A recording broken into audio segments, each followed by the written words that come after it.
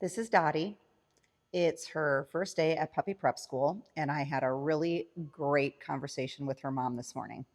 I am doing this in kind of a third party because this video is for the owner, but I think it's going to be a valuable video for people, so I'm going to post it public to YouTube. So she's 4.5 months old. She lives in a family with kids, mom, and just looking to get some control of her. Chief complaints right now are obviously pulling on leash, which I think is really common for people. And what I want to talk about today is why that starts to happen, and by 4.5 months old, why we really want a pretty good idea of how to not allow that to happen, because this is going to be a really large dog. So when Dottie first came in this morning, she was put into this room in a crate, and she was the fourth dog to arrive today. I already had a few dogs playing in the round pen while I was checking in, and when she was in here, she was pretty um, uh, whiny, or she was, yeah, that's the word I'm looking for. I just had a brain fart right there. And so I just ignored it and let her settle, and she did get quiet. A little bit of this you hear, right? So I want to talk about something. With the pulling and the lunging and how she came in the door this morning, this dog came in the door back here pulling. And indicative of that is when I went to open her crate to let her out, she tried to push through me. So we spent some time at the crate making sure that I could have the door open, I could hook the lead on her, and she wasn't trying to push by me. So like this dog has been coming here longer. If I open this dog's crate, you're gonna see her auto response is not to bolt ahead.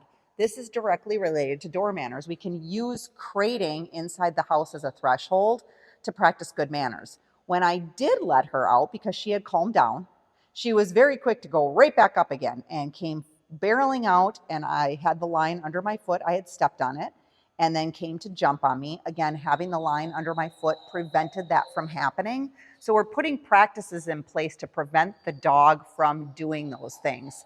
She walked out really nicely with me, actually, and then we got to the back door, which again opens to the outside, and the same thing started again. We wanted to jump on the door, we wanted to jump on me, we wanted to bolt ahead. So it's just a matter of slowing down and being thoughtful in every interaction, because again, I'm either training or untraining the dog every moment. Once we spent a little bit of time here, we went out to the potty spot. She walked beautifully. I used a 15-foot long line, and I let her go to the bathroom. She took a poo, which is normal because it's a stress poo, right? Like it's her first day here. There's a lot going on. Brought her back in, went to put the poo in the dumpster. She saw a person, was going to just automatically leave me to go to that person. Again, I stepped on the line to prevent her from gaining access to that thing. These are the things we don't think about with our young dogs and puppies, is when we're taking them places or doing things and they lurch ahead to meet someone.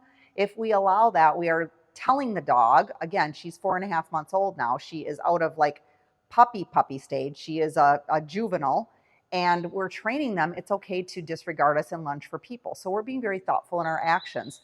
So I also spent time with the owner this morning about things at home and getting set on a schedule now of not always having access to every single thing she wants, still being part of the family, still being out with the family, but it's not a constant, because then we get this need for constant attention, which leads to anxiety, and we don't want this cute little puppy to have that. So from time to crate to come outside to put her in here and really work on several things was just, I don't know, 10 minutes maybe.